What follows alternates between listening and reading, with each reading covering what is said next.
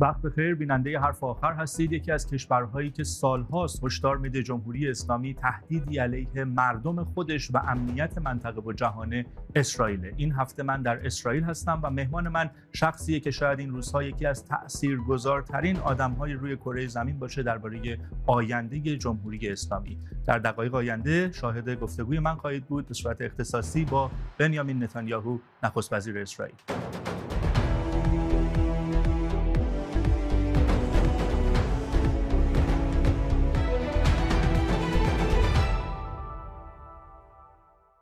Mr. Prime Minister, thank you for accepting my interview request. This is the first time you are talking to Iranian people directly since the beginning of a movement we call Women, Life, Freedom Revolution. How do you see today's Iran in terms of its people, this new generation of Iranians coming out in the streets and want this regime gone? Well, I think now, as a result of this incredibly courageous protest, by women, men, youngsters, children who are claiming their right to be free. The entire world recognizes that the Islamic Republic regime is the enemy of the Iranian people, the enemy certainly of Israel, but the enemy of free peoples everywhere. And I think this is a miraculous achievement. It shows the strength of the human spirit that refuses to bow down before this tyranny and this oppression. And I can only say that it arouses enormous admiration, my personal admiration, but I think the admiration of the entire world. How do you see the regime's response to this movement? We have been observing, unfortunately, killings, arresting people, torturing, cases of rapes in prison. Executions. Endless executions. Yeah. How do you see the regime's response to this movement? Well, I think the regime is terrified because they know that they've been the enemy of the Iranian people for so long. But now the entire world knows that. It's unmasked the true nature of this regime for all the world to see. They were trying to hide their true character. They had charm offensives. They had their diplomats talking about human rights, talking about Iran's unaggressive nature, its quest for peace. Now everybody understands.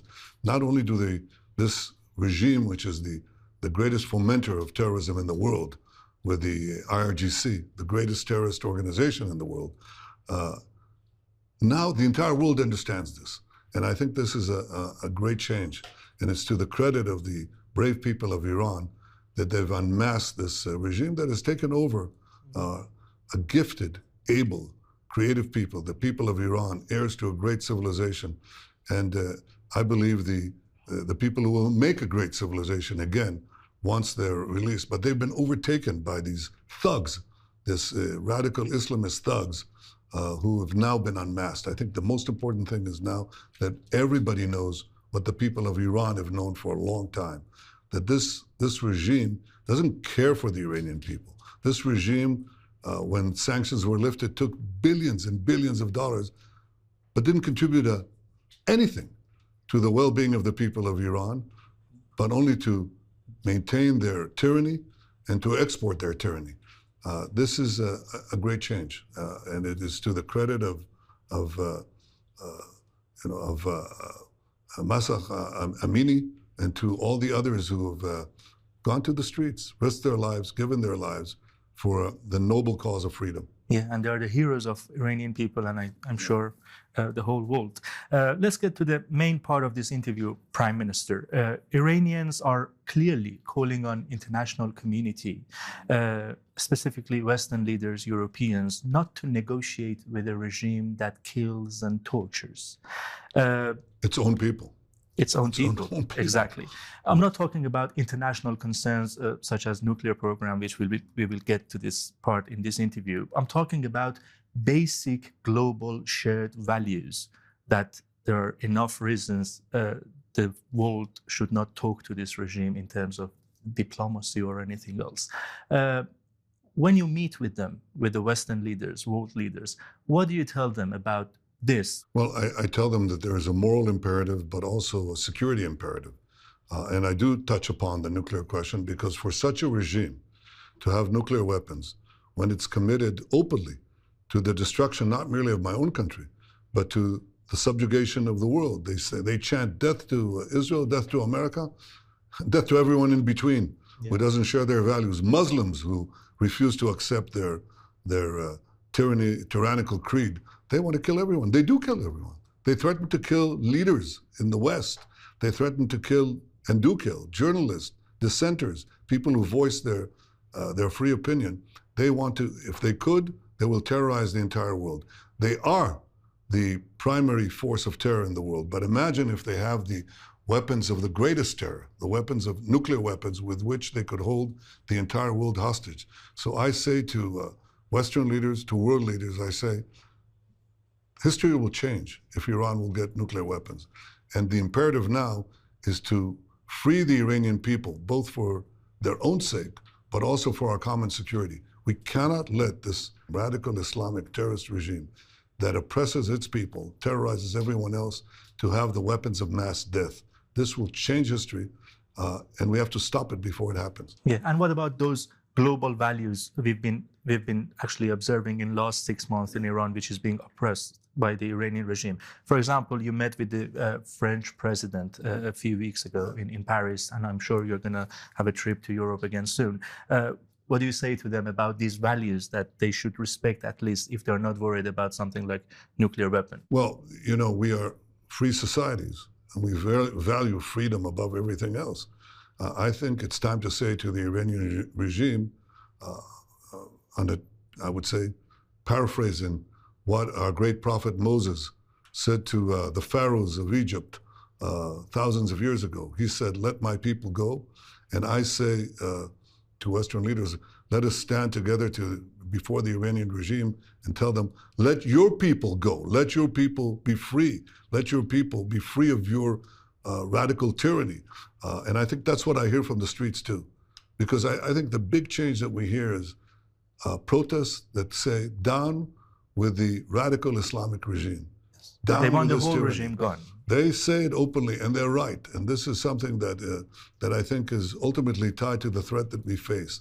When such a tyranny gets weapons that could threaten the entire world, that is something that will threaten the entire world, threaten our freedom, threaten our values, threaten our security. So I think we're in, we have a common enemy. The people of Iran, the people of Israel, free peoples everywhere have a common enemy. And that common enemy is the Islamic regime that torments, subjugates, and murders its own people. You've been saying this for years. You are one of the few leaders that has noticed this issue probably since the beginning of Islamic Republic. But now actually we see the international mood has changed since last few months with what they've been observing from Iranian people and also Iranian outside Iran protesting in different cities. What is their response when you talk to them about this? I mean, the world leaders. It's changed. I think there was a tendency before to acquiesce to this tyranny, or to at least pretend that it's not as dangerous and as horrific as it is. That has changed, and I'm happy to say it's changed across the board. But first comes the recognition of a problem, then comes the action to solve the problem. And what we need to do is to combine our efforts to act against this murderous clique that has hijacked Iran from its people. That requires a combination of crippling sanctions against, for example, the IRGC. This is a fomenter of terrorism and tyranny unlike any other on earth. Well, let's apply crippling sanctions. And secondly, let's have a credible military response and a military threat against the potential development of nuclear weapons by this thuggery. I think that you have to understand that until recently, people didn't understand this. They treated Iran as the Iranian regime as a legitimate government of the people of Iran. Exactly. And now they're illegitimate. People now understand this. When I speak to Western leaders, they understand this. And I have to say, it's not only the leaders who understand it. Across a very broad political spectrum right now in the West, Iran is seen for what it is. But seeing what Iran is the prerequisite and the prelude to acting against what Iran could be. and what it continues to be. And I think that action is required. Yeah. A clear example, which I know is your concern too, and you mentioned in this interview, designating IRGC as a terrorist organization by European Union and also the British government. Do you agree they need to designate IRGC as a terrorist organization? I think it's self-designating. I mean, all you have to do is, you don't even need special intelligence, of which I have a lot, but you don't need it. You can see it. It's evident to everyone. The IRGC is the foremost terrorist organization in the world. Yeah. It exports terrorism. They don't even hide the fact that they're out to kill American officials, elected officials.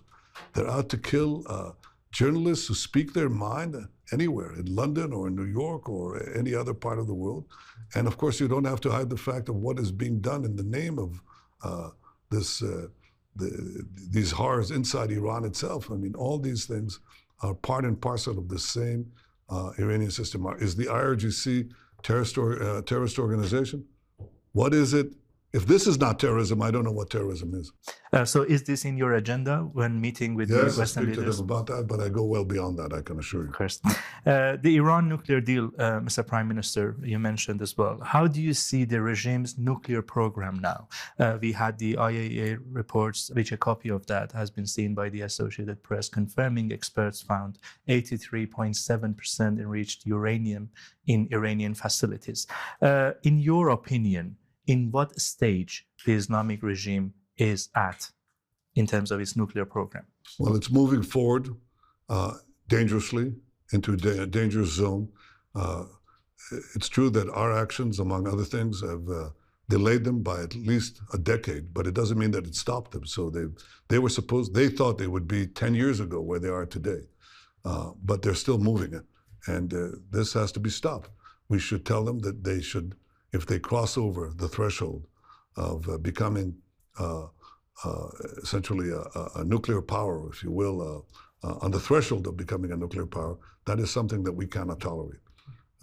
And I think that we have to have a common message. I'm trying to expand that message as far as I can, as best as I can. But I think that it's not merely our security and the security of the world that is involved. It's also the hopes of the Iranian people. See, once they have nuclear weapons, they will feel that they are invulnerable. They'll feel that they're there forever. And one of the things they want through the acquisition of nuclear weapons is not merely to terrorize the entire world and destroy good chunks of it. It's also to be able to be free from the threat of being deposed themselves. They think they'll buy immunity.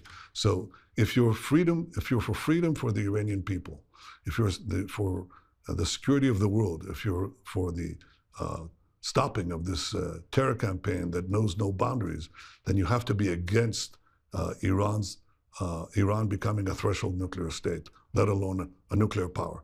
That is bad news for the world, bad news for Iran, horrible news for all of us. Did they cross that red line? They didn't cross it for 7 years, but they crossed it recently, perhaps thinking that because the government in Israel changed, they had greater latitude, and they crossed it even further. But we have to tell them there's a line you can't cross, and there'll be a price to be paid if you do. Prime Minister, you said in this new term of your premiership, Iran is in the center of your foreign policy. What does that mean exactly? It's not in the center of my foreign policy. It is the quintessential heart of my foreign policy. I came back into government principally in order to prevent Iran from becoming a nuclear state, to do everything in my power, as I've been doing in my years in this office, to prevent them from becoming a nuclear power, but also to achieve something that is parallel with it. We also opened the path for peace. We struck a deal with 4 Arab countries, some of them very close to Iran, the UAE, Bahrain, also Morocco and Sudan. And I believe we can expand this circle of peace to perhaps even give it a quantum leap.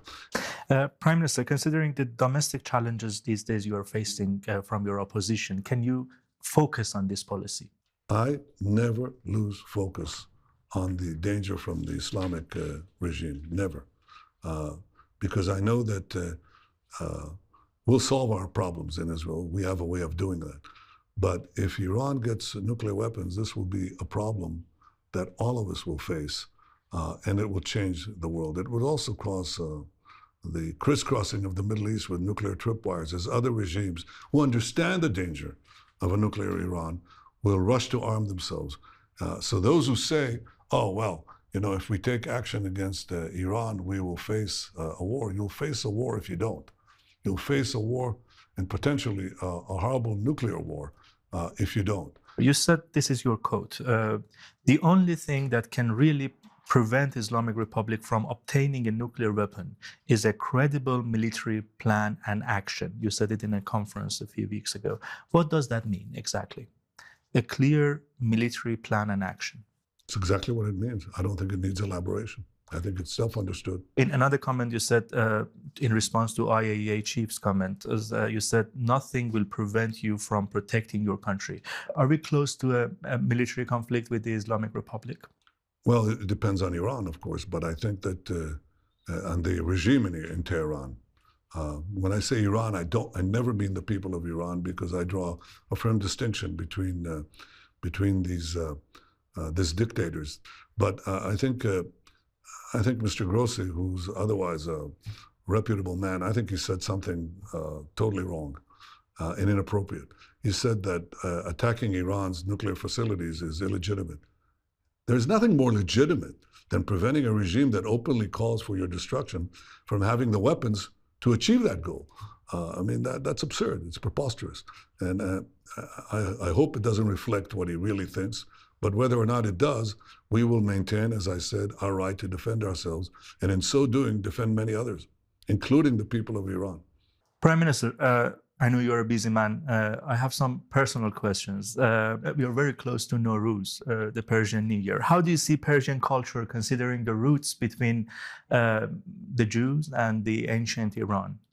Well, I view this as part of a common history and shared values. Of course, we had a man that we never forget, and that is Cyrus the Great, who entered our Bible. When we speak of Cyrus, we speak of a great leader of a great civilization, and we remember him for enabling the rebuilding of our Holy Temple in Jerusalem, for the return of the exiles from Babylon. All this is firmly embedded in our historical memory and in our consciousness. And I think today we face the same choice. You know, do we face down the tyranny? Do we embrace the inherent friendship between the people of Iran and the people of Israel, between Iranian culture and Jewish culture? And I think in many ways that's the greatest choice that we face and the greatest challenge that we face. But I want to take this opportunity to wish a Nowruz Mubarak to the people of Iran, not to lose hope, not to lose faith. You've shown remarkable courage, both inside Iran and outside Iran, because I know that there are brave people out there, including the people behind Iran International. And Iran International has gone international, has become a force to spread the truth and to spread the hope of freedom. And I encourage you to continue that, both inside Iran and outside Iran. Do you have any Iranian friends? Yes, many. So you're familiar with Nowruz. Prime Minister, what is your favorite Persian dish? Saffron Speaking rice. of Nowruz. Saffron rice. I'm a glutton for saffron rice, and I try not to overindulge. You talked about Iran before the revolution. What do you remember? I know you were not that involved in Israeli politics at that time, but what do you personally remember from Iran and Israel relations between two nations, I mean, before the Islamic Revolution in 1979? Well, you'd be surprised to know that I was going to go to Iran shortly before the revolution. What year?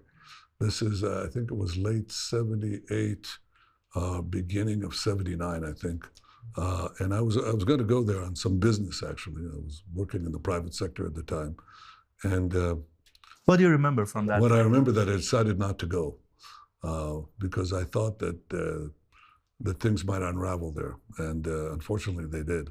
And I think they did because there was a lack of understanding in the West, and especially in the United States, but also in some of the European countries, who didn't understand that by encouraging Khomeini, allowing Khomeini to return to Iran. They were not liberating Iran, they were enslaving Iran. And I think that right now we're in a stitch of historical time where people now understand that. Because, again, of the courage of the people of Iran, but also because Iran is also supplying killer drones to murder innocent people in the heart of Europe. Many people understand today the nature of this regime, and they are, and that's important. It's an important development, but the jury is still out. The jury is still out on all of us. Do we fight tyranny? Do we protect freedom? Yeah, that's what Shah was trying to warn the world, and at that time, no one actually listened to that. Do you see two nations unite soon again?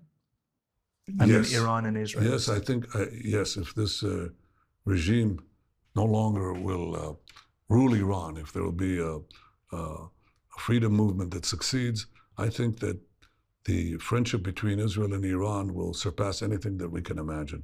We were great friends before the Islamist takeover of Iran. Yeah, of course. Israel had built projects in Iran. I offered recently, when there was a terrible drought in Iran, to send Israeli technology, even now, with the present regime, refused. I offered to help in earthquakes, because we help, as we help now in Turkey and dozens of places around the world, refused. Because this regime doesn't care about the people of Iran. It cares about its own survival and its mad ideological plans to expand the revolution, to export the revolution, to dominate the world. The people of Iran are heirs to a great civilization, an incredible civilization. But today they have the power to become part of a great civilization because they have talented scientists, writers, artists, educators, business people. They have tremendous capacities, and I believe that once this regime, once they're freed from the murderous grip of this regime, you will see a flowering of Iran that is unbelievable. Now understand, I've been here for, as Prime Minister this is my 16th year, and maybe 25 years in government, and even more. During that time, we effected an economic revolution, a free market revolution that unleashed the genius that is inherent in our people. That genius is inherent also in the people of Iran. But look at what happened to us. We went from $17,000 per capita income when we opened up our markets and our enterprise to, according to the IMF, about $54,000 per capita income. Iran, during that time, stayed flat. Israel, with less than 10 million people, has a GDP that is equivalent to Iran with almost 10 times the population. So Iran went nowhere. During this time, this regime, the Islamic regime, took all the money that it received by a woefully mistaken policy of the West to try to accommodate this regime. They took it and they didn't invest it in the people of Iran. They didn't invest it in water projects or in agriculture or in health or in earthquake protection or anything else. They just took it and squandered it both on corruption and also on weapons and aggression and terror, and trying to build their nuclear stockpile. So the people of Iran have paid heavily for this. And once that regime is removed, you will see a flowering of Iranian civilization, of economy, of culture, and you will see cooperation between Israel and Iran that people cannot imagine. On the other hand, people didn't imagine that we'd have such a cooperation with billions and billions of dollars of mutual investment between Israel and Iran's neighbor, the UAE. But look at what is happening there. And I predict that the same thing, and even more, will happen between the people of Israel and the people of Iran. Prime Minister, I'm sure you've heard this quote many times. Regime officials in Iran say your country will not see the next 25 years. This is your camera. What is your message to them through this lens? Oh, we'll be here long after you're gone. And my last question, what is your message to the Iranian people watching you tonight? I'm sure millions of people are watching this interview, fighting for a free Iran and fighting for overthrowing this regime, asking you not to do it for them, but stand by them. We stand with you. I stand with you. But now most of the world stands with you. You should know that. Don't lose heart. Be strong. Prime Minister Netanyahu, thank you for your time. Thank you. Thank you.